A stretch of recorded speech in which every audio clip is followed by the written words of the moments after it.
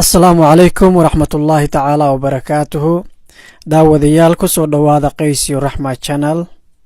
waxaan idiin haynaa faahfaahin ku saabsan maxkamadda ninkii xaaskiisa ku dilay maraykan gaar ahaan San Diego City Heights Apartment bisha March 3 sanadkan 2019. ninka lagu magacaabo Cabdirasaaq Keiro ayaa markii xaaskiisa laga helay apartment iyadoo meed ah asagii la waayay tan iyo ilaa March 20 baadgoobkiisa ayaa la galay. Finally waxaa lagu helay Panama, halkaas ayaa lagu qabtay. booliiska Panama markuu qabtay wuxuu ku soo wareejiyay booliiska San Diego. toos ayaa San Diego laga soo dejiyay bishan aan ku jiro April 2 sanadkan 2019. maxkamadii waxay dhacday bishan aan ku jiro 3 waa talaadadii la soo dhaafay. xukun waxaa lagu riday $5 milyan hadduu uu rabo inuu banaanka joogo beel ahaan. in la damiinto hadduu rabo waa inuu $5 milyan u dhigaa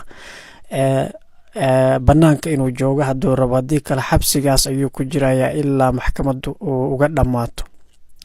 balse waxa la yaab leh, ninkan ayaa markii maxkamadda lasoo taagay inuusan galti ahayn ayuu halkaas ka sheegay, inuusan dilin Muna Salaad, inuu asaga uusan dilin ayuu halkan maxkamadda ka sheegay.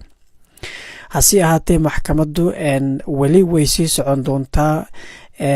waxaa halkaas ayakan isku imaadeen taageerayaasha Muna faamilkeeda iyo asxaabtooda ama saaxiibadooda ayaa halkaas buux dhaafiyey. dad gaarayo ilaa 100 qof ayaa goobta maxkamadda soo istaagay. maxkamaddii ayaa loo diiday inay gudaha galaan maadaama aysan ku filnayn kuraasyo lagu fariisto. waxaa loo diiday dadkaas oo dhan inay gali karin, balse waxaa codsatay Aamina Salaad oo gabadha la dilay walaasheed ayaa waxay codsatay aangalo, fadlan ninka walaashay dilay wajigiisa baan rabaa inaan arko. ayadii dhowr qof ayaa loo ogolaaday. maxkamadda gudaha ayay u galeen. ninkii asaga ahaana face to face ayay arkeen.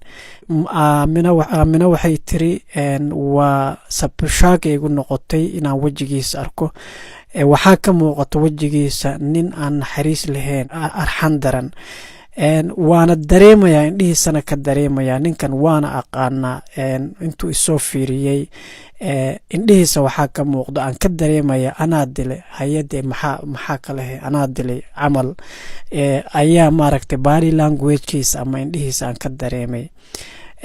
taasi hadalkaasi waxaa yiri Aamina Salaad, gabadha la dhalatay Muna, Allah u naxariiste.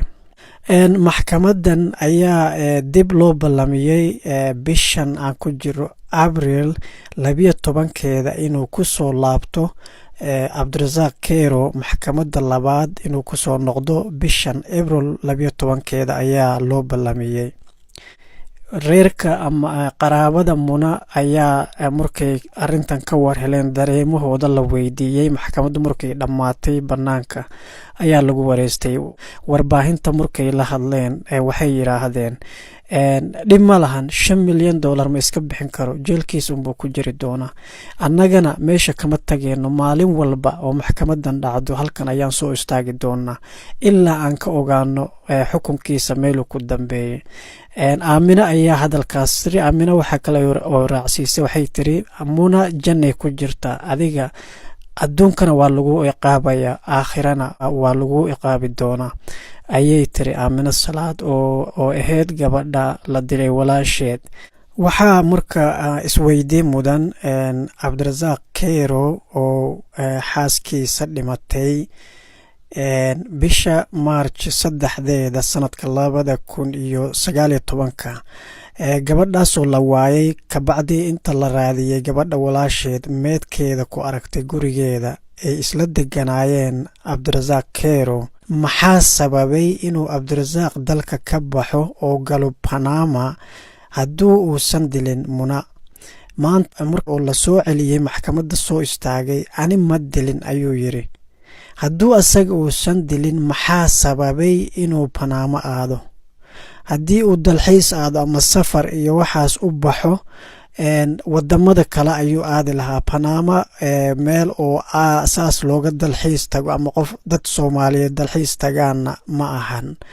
waa wadan ku yaalo South America. haddii uu aadi lahaa meelaha Mareykanka kamid ah Las Vegas oo kaleeto ama Africa oo kaleeto safar ahaan inta muna dhimanin ka hor uu aado, kolley taasna waxaa laga ogaan karaa baasaboorkiisa ama sharciyadiisa xilliga uu baxay ama viisaha loogu dhuftay.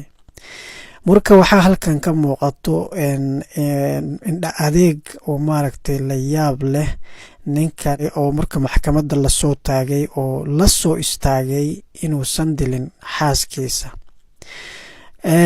dabcan dowladda Mareykan waa wadan aad iyo aad u horumaray xagga baaritaanka dambiga iyo waxyaalaha oo maaragtay casri ah.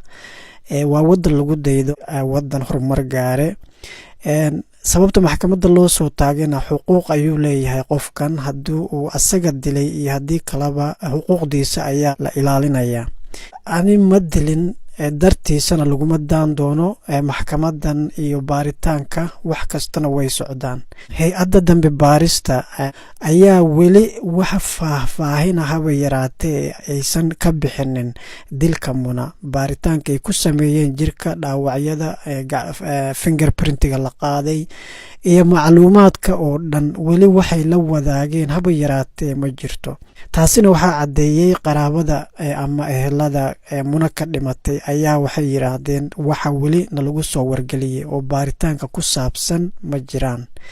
dabcan marka loo baahan yahay baaritaanka result ka soo baxo ama in la helo waxa cadeymo ah meesha ku yaalo waa la taagan yahay, sababtoo ah ninkii laga shakisan yahay maxkamadda ayaa la soo taagay.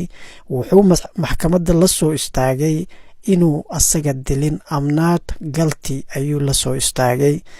marka waxaa lagu kala baxi doonaa baaritaanka waxay hayaan ama macluumaadka ay hayaan inay miiska soo saaraan oo ninkan fingerprintigiisa halkaas laga baaray, qofka gabadha dilay gacmaha meeluu taabtay wax oo dhan waa la baaray in la isku maasgareeyo oo ayakana waxay hayaan miiska soo saaraan. Cabdirasaaq wuxuu hayo miiska wuu soo saaray, wuxuu yiri aniga ma dilin Muna, xaaskeyga aniga ma dilin ayuu la soo istaagay. marka waxaa laga rabaa kuwa dambe hay-adda dambe baarista qaabilsan San Diego inay ayakana miiska soo saari doonaan bishan aan ku jiro Abriil 12 sanadkan 2019. waa lagama maarmaan. haddii taasi la waayo doodan way sii socon doontaa, maxkamadanna way sii socon doontaa, sababtoo ah qof cadeymo lagu heenin kolley si loo xiraayo way adag tahay. ninkan lawyer ayuu haystaa, public defender ayaa u hadlayo, inkasta oo haddii cadeymo lahaayo markastaba ugu badan tahay in laga guuleysto, balse ninkan nin kaligiisa socda maan, lawyer ayaa u shaqeynayo, lawyer ayuu haystaa oo public defender ah. dhinaca kale Cabdirasaaq subaxdii markii maxkamadda la soo istaajiyay waxaa la weydiiyey inuu u baahan yahay turjubaan. haa wuu yiri waan u baahanahay. waa la raadiyey wax turjubaan oo af Soomaali ayaa la waayay. taasna waxay cadeyn kartaa San Diego Soomaalidu way ka buuxdaa. marka waxaa ka muuqato meesha inuu qof Soomaali ah inuu lug ku lahaado meesha inay ka cararayaan ama xumaanta laga xun yahay dilka gabadhaas loo geystay oo la xaqiiqsaday durbadiiba inuu Cabdirasaaq dilay darteed in laga cararayo ayay ugu badan tahay. dabcan saas ayay ugu badan tahay. si kastaba ha ahaatee Cabdirasaaq aakhirka waxaa la weydiiyey waa la waayay. Are you gonna go ahead? adiga ma iska hadlaysid? are you gonna step up for yourself? ayaa lagu yiri. adiga ma hadlaysid? ana hadlayo dhahay. asaga ayaa la wareegay keeskiisa xagga hadalka. maxkamaddu saas ayay ku dhacday. markii maxkamadda laga soo baxay, markii la weydiiyey public defenderkiisa waxa wareysi haba yaraatee muusan ka bixinin, wuu ka gaabsaday. daawadayaal aad iyo aad baad u mahadsantihiin warbixinta ku saabsan ninkii Muna Salaad ku dilay San Diego City Heights Apartment bisha March labadeeda sanadka 2019 intaas ayaan kusoo gabagabeyneynaa. hadduu ilaa yiraahdo April 12 2019 maxkamadda dhici doonta ayaan la soconeynaa insha Allah. halkan ayaan idiin soo dhigi doonaa. aad iyo aad baad u mahadsantihiin. Muna gabadha la dilay Allah u naxariisto, ehladii qaraabadeedana samir iyo iimaan Allah ka siiyo. aad iyo aad baan idin salaamaya channelka Qays iyo Raxmo. fadlan haddaad ku cusub tahay subscribe saar, haddii aad ka mid tahay asxaabta channelkeena ku taxan gambalilka taabo saad u hesho notification haddii aad hore u taabanin. aad iyo aad baan idin salaamaya mar labaad mar saddexaad. assalaamu calaykum waraxmatullaahi tacaala wabarakaatu.